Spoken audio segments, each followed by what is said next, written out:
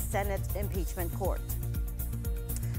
In an exclusive interview, President Bongbong Marcos admits that he sometimes gets false performance reports on government projects and vows to be very, very strict in assessing public officials. And Israel strikes Iranian state TV during a live broadcast as the conflict enters its fifth day.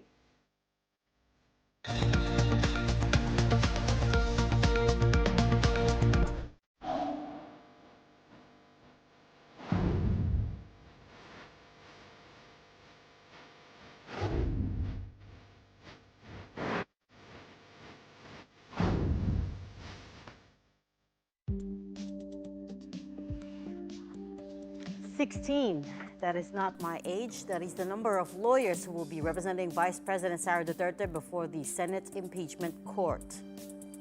According to court spokesperson Reginald Tongol, a document indicating the formal appearance or ad cautelam of Duterte's lawyers was submitted to the Senate at 5:03 p.m. on Monday. Lawyers from the Fortun, Narvasa and Salazar law firm will represent the Vice President. Notable names include Philip Sigrid Fortun and Gregorio Narvasa II, who are the founding partners of the law firm. This firm has handled a number of high-profile cases, including that of the Ampatuans and Mighty Corporation, the tobacco company former President Duterte once ordered shut down.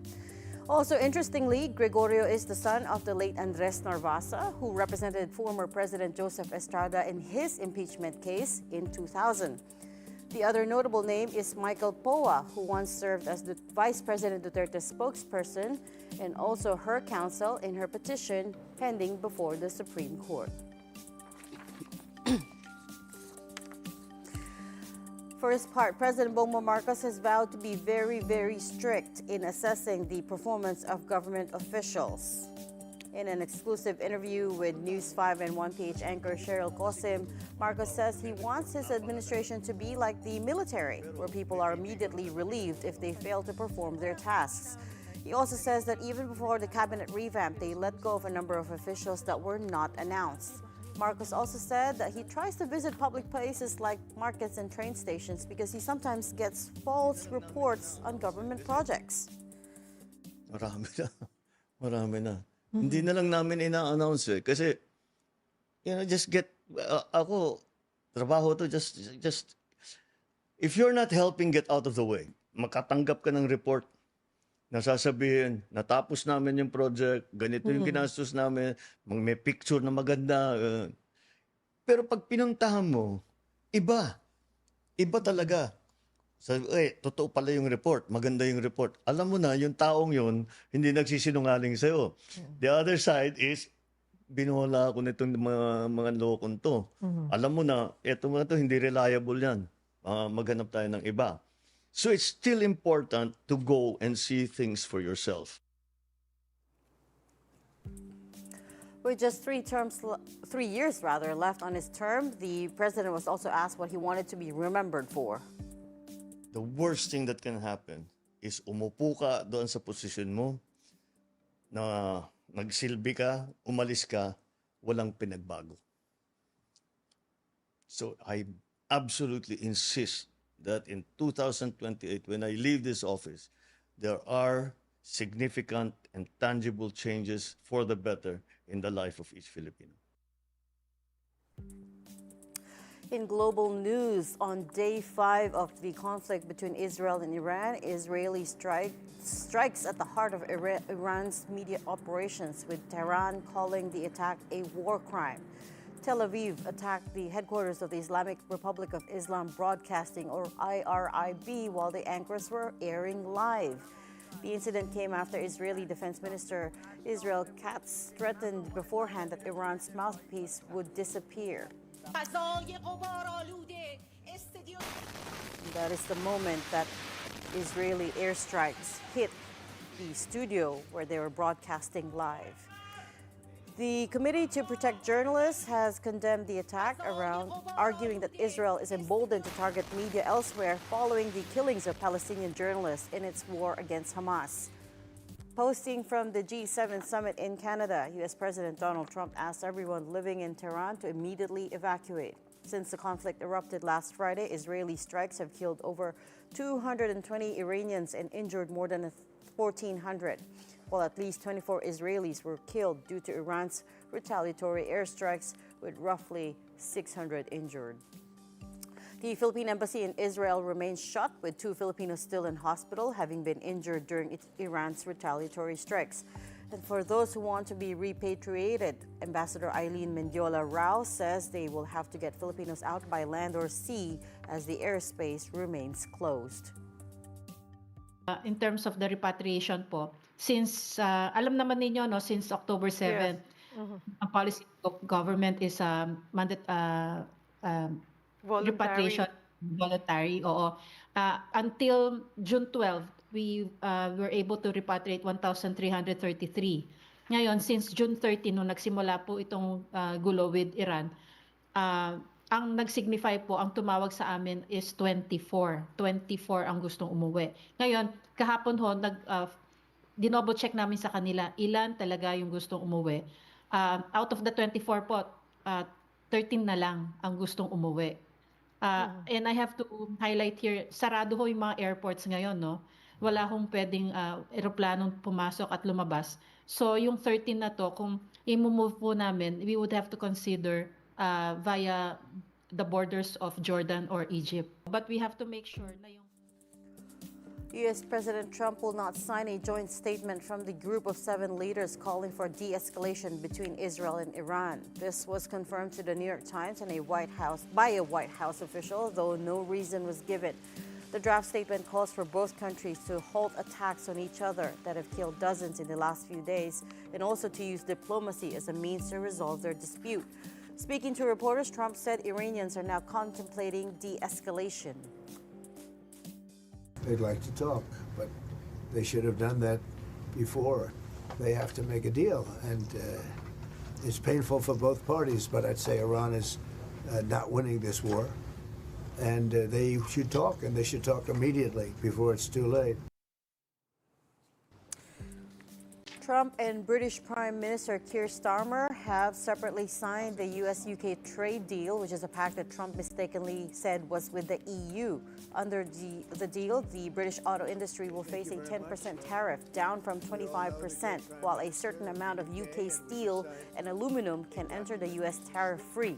The White House announced just this morning, Manila time, that Trump has cut short his time at the G7 summit, though, due to the crisis in the Middle East. He's asked members of the National Security Council to gather at the Situation Room.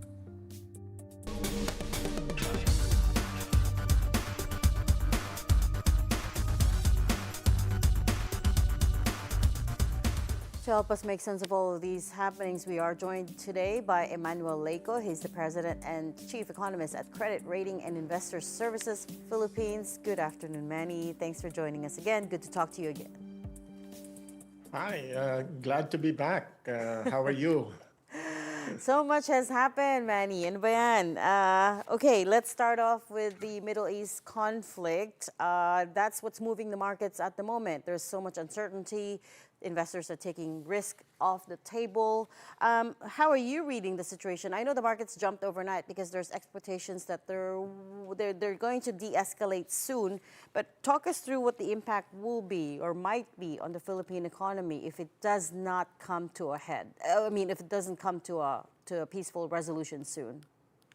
The most obvious is the oil price increases. We're due for an increase in a couple of days, and that has not exactly reflected what is going on in the Middle East. Actually, it is just a reaction to the attack by Israel and the retaliation by Iran. The actual retaliation now is that, well, the missiles have come into Israel, but there are other areas where Iran might consider in terms of its retaliatory actions against Israel. And it looks like Israel is also broadening its attack. Recently, We seem to have lost Manny there. There's a bit of a technical difficulty. not There we go. it should We've got not him again. be considered. That should not be considered an area for attack by anybody.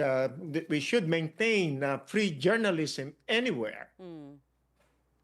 So if we look at what is to come as a result of this escalating conflict between Israel and Iran, I think we're just seeing the tip of the iceberg now. We don't know yet what kind of reactions this might have on both sides, how they might escalate further.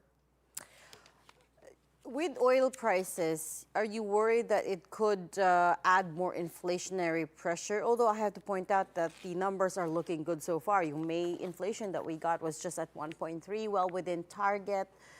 So what specifically are you worried about? Because right now we're about 74.75, sitting at 74.75 a barrel for both Brent crude and West Texas Intermediate. But there is talk it could possibly jump as high as about 94.95 ulit. So is it the inflationary aspect for you? I think this is a great risk to inflation. Actually, the decline or the stabilization of oil prices in the last few hours, that was just a positive reaction to increased production. It's not yet the trading behavior or the trading activities that is being reflected by these prices. They have increased. So the intraday price movements may not actually reflect the actual movement of prices in oil. I would consider the next few days as more indicative of where oil prices will go as a result of this actually direct war between Iran and Israel. Domestically, what are the biggest threats at the moment? Because we know, of course, first quarter GDP came in 5.4%, still okay, but under expectations. And now there's concerns. We're hearing concerns from investors that this impeachment trial, if it drags on, may hold up important legislative reforms. How are you reading the whole domestic political scene? Well, actually, if we factor in domestic political factors like when the impeachment proceedings start, and I think this will go on a prolonged basis. It doesn't look like it will it will proceed and then in a few days it will be over. I don't think so. I think it will go for a few months. And depending on the kind of evidences that will be brought up during the impeachment, this might again escalate the political sentiments on both sides. There is so much disturbance now. There's so much uneasiness, especially in the business sector, when the impeachment case was remanded back to Congress, to the House, and they didn't think that it was a necessary move, but then it's there, and therefore we'd like to see how this will be resolved given the House decision not to act on it, not to act on the remanded case immediately. Oh, nga, you're right. For the first time, the business sector is usually pretty quiet when it comes to political issues. But Makati Business Club, for instance, issued a statement saying that they are worried about this, the remanding of the Articles of Constitution and the process by which the impeachment is being, the process by which it's unfolding. What needs to be done at the moment, do you think, to jumpstart the economy? Well, I think the Senate will have to be deliberate about their moves and make sure that they project an unbiased treatment, handling of the impeachment proceedings and proceed forthwith, immediately. And I think it is to the interest of the country of our economy to resolve the issues immediately. We cannot have a prolonged, protracted impeachment proceedings, and then people are anticipating what is there to come, what would be the reaction of the vice president, and what would be the reaction of the Senate. There's just too much politics and that is currently blurring the real issues here, and then forget about the economic priorities of the country. Indeed. Forthwith, yun pa rin, we're still debating that. Various Forthwith. quarters are still debating the meaning of forthwith. Okay, we're going to have to leave that there for now. Thank you so much, Noel Leco. I apologize, I called you Manny earlier. No, that's Noel Leco, President and Chief Economist at Credit Rating and Investor Services Philippines. We hope to have you back again another time. Thank you so much for your insights. You're watching Money Talks, and coming right up, the Finance Department will again push for a general tax amnesty bill. And we are going to be talking about the Manila Tech Summit after the break. Keep it here in One News.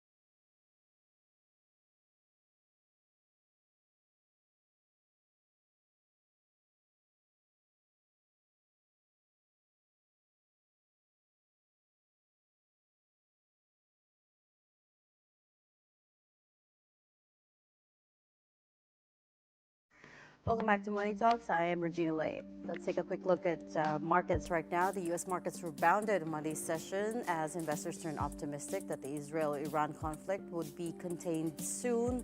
Let's take a closer look at the numbers.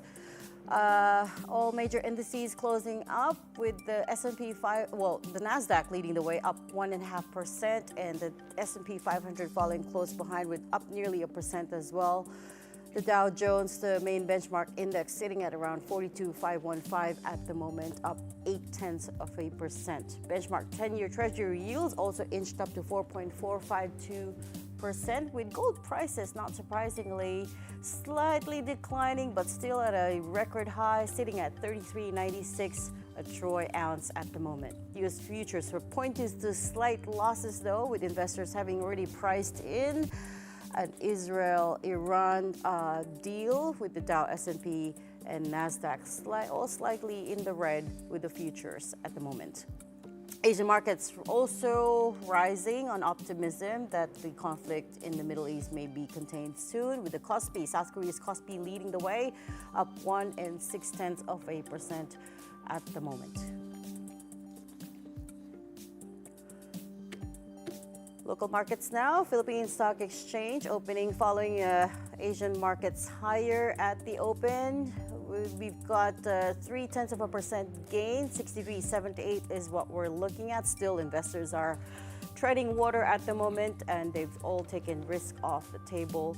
Again, closely following the oil prices, the oil story, as the Israel-Iran conflict enters its 5th day.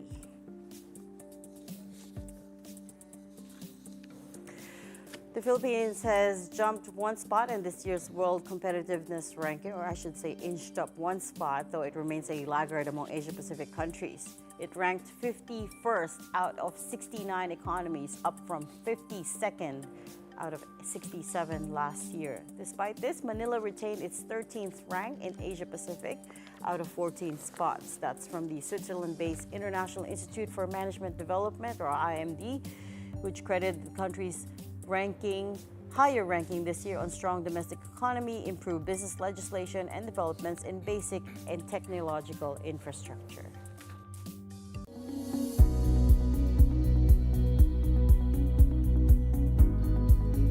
Speaking of improvements in technological infrastructure, our second guest today is talking exactly about that.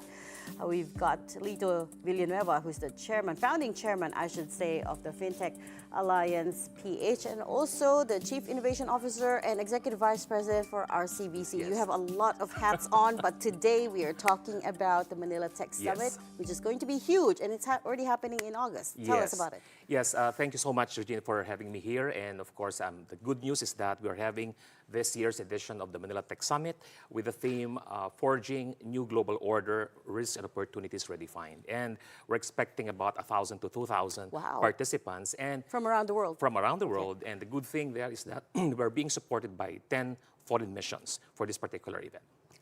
What's so special about this? Why is it growing? It seems to be growing bigger every year. Yes, in fact, last year, and definitely you were there last year, we were only expecting about 300 participants and 1,500 showed up. Oh, So wow. I think that's an indication of the, the well-curated content and how edgy and thought-provoking the agenda was. And I think that has been the highlight of this year's event. But Manila is not exactly known as a technological Yes. hub. What is driving all this interest our way? What do you think it is about the Philippines that, how are we positioned in terms of, for instance, the AI arms race, right? What are the opportunities there? Yes, I think the Philippines is really poised to become a digital hotspot, in the region, given the fact that, of course, our population, we have a very young population at median age of about 24 years old, and a tech-savvy country, right? So, and I think we just have to leverage that particular benefit or advantage. And I think, that, in fact, when you report about our competitiveness score, I think we have a long way to go in terms of having to at least be in the top 20 at least, right? Amongst the 67 countries ranked recently. I think that's why this particular showcase of the Philippines as a digital hotspot would now talk about, of course, the topic for this year is really, as I've said, thought-provoking because it's really relevant. Because we are now in the midst of geopolitical tension, the protracted trade wars. This, of course, this regional conflicts. That's why it really, points to how we could now be more resilient, how we could be more not really interdependent, but solely on how we could make ourselves. How can we now make ourselves more resilient and agile in terms of all of this crisis? Right. Well, let's drill down on one of the pillars, fintech. You know Yes. this space better than anyone. what's going on there, where are the opportunities for the Philippines, and is there still a lot of investor money coming into Southeast Asia for fintech startups? Yes, I think the good news here is that, in fact, for the Philippine Development Plan that was actually under the current administration, the FinTech Alliance through the SEC came up with that vision of having to have at least 258 registered fintech companies in the Philippines by end of 2028. And the good news is that we were able to achieve that goal 2 years in advance. And in fact, we already have 5 more out of the 258, more than 258 fintech players. In fact, and that actually goes to show that there are more investors coming into the country. And I think you know that BSP also lifted the moratorium on the granting of the digital bank licenses, as well as the EMI licenses. And this would be some of the indications how important Philippines is for the other regional players or regional investors. And I think, and part of that as well is, of course, the good news as well of having to have the Konektadong Pinoy bill finally passed by the 19th Congress and awaiting the signature of the President. And that really would now address some of the issues pertaining to digital infrastructure concerns, right? And at least that would reduce like around 50% in terms of cost of digital data services or Wi-Fi. Yeah. It would bring down prices. Yes, and that will also streamline the process of getting licenses for telco providers. You no longer need to have congressional approval. You just have to go to NTC for approval. And I think that would really address the red tape or the bureaucracy, right? And at the end of the day, we all need this these enhancements or legislations that would really propel the growth of the digital economy. Of course, in a way, it levels the playing field. Precisely. Right? It gives access to data and Wi-Fi to those who don't often or are often underserved. But within fintech, apart from of course, there's interest in digital banking licenses. But what else is there? What are people investing in when it comes to the Philippines? Of course, AI, right? Yes. So we haven't really unlocked the huge potential of AI. What we are now seeing would just be, less than 10% of the potential, benefit of AI. But of course, that's why we are advocating for what we call tech for good, right? Yeah. Of course, bad actors will always be there, leveraging all these emerging technologies for, to perpetrate cyber crime, etc. That's why all the players in the industry are united insofar as having to push for what we call digital trust, right? Because that is the only commodity that we are really, making it really sacred, right? And making sure that the consumers are really protected and would really be enticed to make use of digital platforms, right? So I think that's why for FinTech Alliance, we have now grown to over 130 corporate members and collectively driving more than 95% of retail fintech or digital financial transaction volume in the Philippines today. We used to be just 7 corporate members way back 2017. So you have pretty much everyone at this point. Precisely. Yeah. So we have the likes of course, GCash, Maya, and Grab, and all the other digital banks as well, and other bank players. And I think these would be indication on how we are really positioning the Philippines from the private sector and, of course, in partnership with the government. That's why we have this critical collaboration with the ICT Secretary Henry Aguda in having to champion about 8 million digital jobs by 2028. So that's why that has been our vision in terms of having to have that public-private collaboration, especially in having to achieve this particular goal. But with AI, when it comes to AI, and you've seen the headlines, there a lot of them are really scary. A lot of them are, trumpeting the end of white-collar jobs, for instance. They're talking about eradication of potentially even 50% of entry-level white-collar jobs. So everyone has their own projection. But when you look at it, where is the opportunity there for the Philippines, and how should the country be positioning itself? I think my short answer to that would be upskilling. Filipinos are so adaptive to a lot of things, right? And as I've said, we have a very young population and a very digital-savvy nation. And I think one of the things that we are now, prioritizing is on how we could reskill and retool our workforce. It's not just from transitioning from a task-based Yep. jobs to values, high-value jobs, right? I mean, like AI enabled jobs that would Yeah. really propel them to higher positions or growth in their professional lives. More value add along the Precisely, process. precisely. And there are so much opportunities out there. And just very quickly, Lito, when exactly is the Manila Tech Summit happening? And to those who want to attend, where should they go? Okay, so I would like to invite everyone to attend the Manila Tech Summit of the Fintech Alliance that is being mounted this coming August 26 and 27. That will be happening at the Shangri-La Fort Grand Ballroom, and we would be expecting, of course, lots of experts and professionals who would be sharing their ideas and best practices coming from at least 20 countries. You And can buy tickets online? you can buy tickets, just visit fintechalliance.ph. Fantastic. We will leave that there. Thank you so much for joining us this morning. That was Fintech Alliance PH Founding Chair and RCBC Executive Vice President Lito Villanueva. And that is it for today's Money, folks. I'm Regina Lay. Catch us again tomorrow at 9:30 a.m. here on One News. We're also streamed live on YouTube and on our Facebook channels. Have a great day ahead.